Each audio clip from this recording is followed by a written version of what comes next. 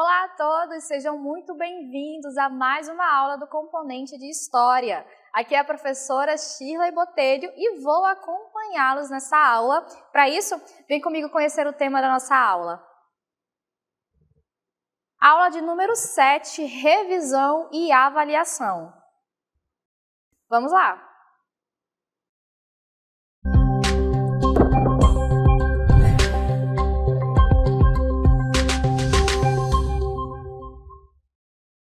Muito bem, então vamos rever dois assuntos muito importantes. Vamos lá reestudar um pouquinho mais sobre a modernidade e a Revolução Francesa. Então, conceito de modernidade na tela para vocês. O nascimento da modernidade. O período entre os séculos XV e XVII foi fundamental para o surgimento da modernidade na Europa, caracterizado por profundas transformações sociais, políticas e econômicas. Esse período inclui o desenvolvimento do absolutismo e do mercantilismo, o florescimento do Renascimento e o impacto das reformas protestantes. Então, o período que a gente chama de modernidade, dentro da história, ele é um período histórico que vai do século XV até o século XVIII. Ele finaliza com a Revolução Francesa e é um período marcado por profundas transformações em diversos âmbitos da sociedade europeia. Dentre essas características, a gente vai observar a partir de agora a respeito do absolutismo. Então, estamos aqui no Palácio de Versalhes para falar um pouquinho mais com vocês sobre o absolutismo, que foi um regime político que dominou a Europa entre os séculos XVI e XVIII. Nessa forma de governo, o poder estava centralizado ou concentrado nas mãos de um único indivíduo, o rei. O monarca possuía autoridade absoluta, ou seja, ilimitada sobre todos os aspectos da vida de seus súditos, desde a economia até a religião. Então, de acordo com esse sistema, o rei ele tem poder absoluto, não havia nenhum órgão, nenhum documento, nenhuma legislação que sobrepusesse ou que limitasse o poder do rei. Ele vai governar de forma absoluta, de forma universal dentro do seu reino. E uma das características, um dos métodos, dos mecanismos que vai ajudar a legitimar essa autoridade real é justamente o que a gente vai chamar de a teoria do direito divino dos reis. De acordo com essa teoria, o poder do rei ele vem de Deus. Ele é coroado por uma divindade. E já que é Deus que coloca o rei naquele lugar de autoridade, essa autoridade ela não pode ser contestada. E isso vai durar durante o período que a gente chama na história de Idade Moderna, certo? E dentro do aspecto econômico, esses reis absolutistas, eles vão adotar o que a gente chama de mercantilismo. E aqui na cartela para vocês, o mercantilismo foi um conjunto de práticas econômicas adotadas pelos Estados nacionais europeus entre os séculos XV e XVIII.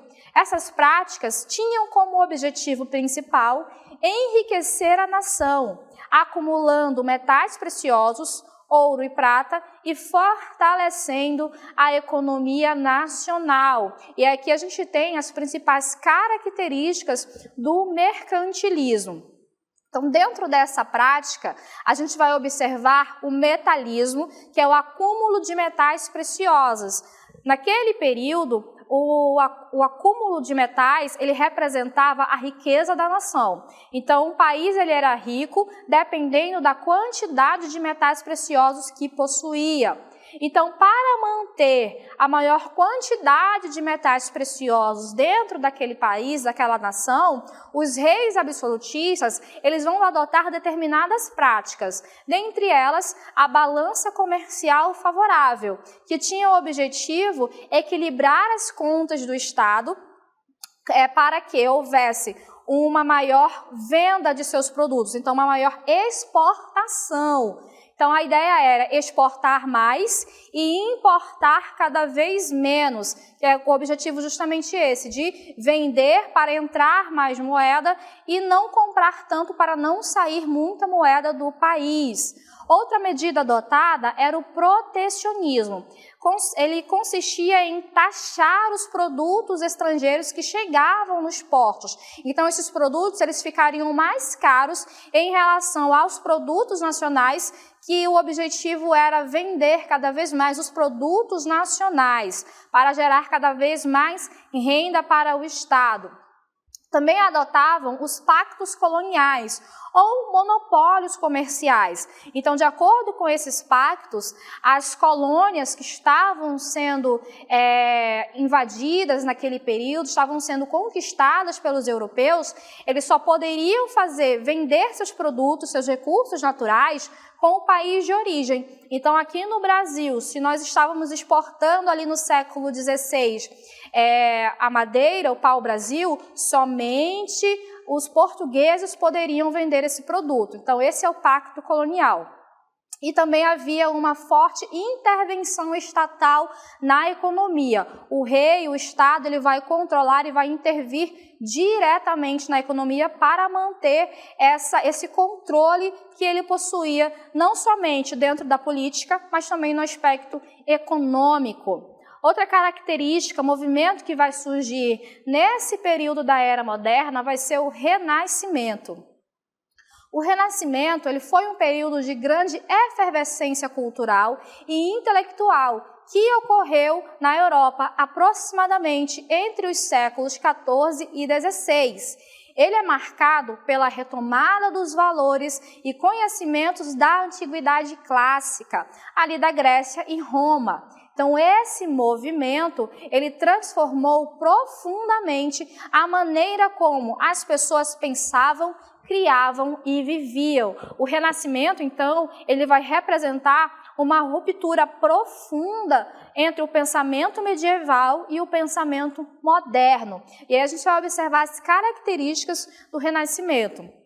Ele tem como características o redescobrimento da antiguidade clássica, não só em relação à filosofia, aos escritos, mas as artes, a pintura, vão buscar esses movimentos clássicos da cultura, vão beber bastante ali na Grécia e na Roma antiga. E com isso vão trazer alguns valores que durante o período medieval não foram explorados. A gente vai observar o humanismo, que é uma valorização do ser humano, vão trazer inovações artísticas, questão de profundidade, de parâmetros, são valores que serão trazidos que durante a Idade Média também haviam sido negligenciados. Esse pensamento racional, científico, né, esse estímulo à razão, que vai se sobrepor aos mitos, às crenças e às tradições que eram empregados durante a Idade Média,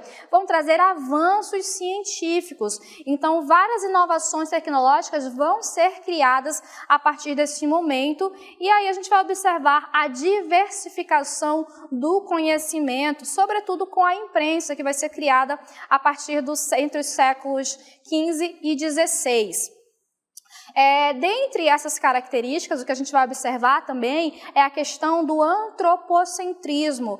O homem agora, nesse momento, ele vai ser colocado no centro do universo, sobrepondo o pensamento teocêntrico que anteriormente colocava Deus no centro do universo. Então, diante dessas mudanças de pensamento, dessas mudanças de visões de mundo, nós vamos observar também movimentos de contestação à Igreja Católica. E aí a gente vai ter a Reforma Protestante, que vai ocorrer a partir do século XVI.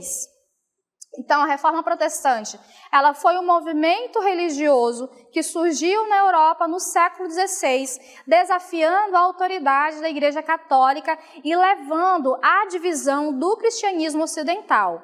Esse movimento foi impulsionado por críticas às práticas e doutrinas da Igreja, como a venda de indulgências e a infalibilidade papal. O que seria a venda de indulgências? Seria a venda de perdão. o comércio de perdão que a Igreja Católica estava efetuando. E não só a questão da venda de indulgências. Esses reformadores, eles vão criticar a corrupção do clero, o enriquecimento do clero, que ele não coadunava mais as práticas do clero com as suas pregações. Então, diante desse cenário, a gente vai ver surgir Martinho Lutero, que em 1517 vai pregar suas 95 teses na porta de uma catedral alemã, contestando essas práticas da Igreja Católica. E aí nós vamos ver surgir o movimento reformista que vai se espalhar pela Europa e mudar o cenário da cristandade no mundo. E dentro desse cenário que a gente está falando de história moderna, dentro dessa era da modernidade, nós vamos observar também um evento-chave que marca a transição da Idade Moderna para a Idade Contemporânea. Estamos falando da Revolução Francesa. Estamos aqui diante do palácio, para mostrar justamente para vocês essa questão da Revolução Francesa, que vai ocorrer entre 1789 e 1799. A Revolução Francesa, ela foi um processo revolucionário de profunda transformação social, política e econômica na França. É ela que vai marcar o fim do antigo regime e teve consequências significativas para a história da França e do mundo. A Revolução Francesa, ela teve como causas vários fatores. E a gente vai observar as principais causas da Revolução Francesa. Temos aqui uma desigualdade social gritante. A sociedade francesa pré-revolucionária, ela era dividida em estamentos, ela era dividida em ordens, ou seja, as pessoas que nasciam em cada uma dessas ordens, elas não poderiam trocar de estamento, de grupo social. A questão da mobilidade social, ela era quase nula, era quase impossível uma pessoa nascer servo, nascer camponês e se tornar um membro da nobreza. Isso quase era que impossível. Então, nós temos uma grande maioria da população que vive numa situação de extrema miséria, pagando altos tributos, e essa população a gente vai denominá-la aqui como terceiro estado, certo? Dentro da pirâmide social francesa, nós vamos ter o terceiro estado na base, que é composto por camponeses, composto por servos, trabalhadores urbanos e a burguesia. No segundo estado está a nobreza e no primeiro estado vamos ter o clero. Clero e nobreza representavam cerca de 2 a 3% da população francesa naquele período, enquanto o terceiro estado representava aí cerca de 97 a 98%. E é o terceiro estado que tem uma carga tributária altíssima em suas costas. O terceiro estado vai pagar altos impostos e taxas, enquanto o primeiro e o segundo estado não pagavam impostos. Essa desigualdade social, ela é um dos fatores determinantes para a eclosão da Revolução Francesa. Outra causa da Revolução Francesa que a gente observa é a crise financeira. A França, no século XVIII, passava por um momento de grande crise econômica. A França participou da Guerra dos 7 Anos e foi derrotada pela Inglaterra, ajudou os colonos lá das 13 colônias da América do Norte na luta pela independência. Então foram gastos que acabaram pesando demais na receita do Estado.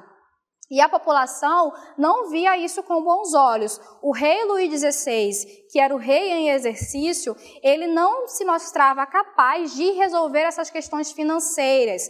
Então, diante desse cenário, somado à influência do iluminismo, que a gente tem também como uma das causas, porque o iluminismo, aquela ideia que vai surgir de luta por independência, de luta por liberdade, por igualdade, contra um sistema opressor, que os soldados franceses vão acabar tendo contato com essas ideias que estavam em grande efervescência na América do Norte, que vai influenciar a luta por independência, vai acabar também influenciando os franceses a lutar por melhores condições de vida. Então, a gente tem um panorama aqui de grande crise. Então, diante disso, o rei ele vai acabar tendo que convocar a Assembleia dos Estados Gerais. E aí que a gente vai observar agora o passo a passo desse processo revolucionário.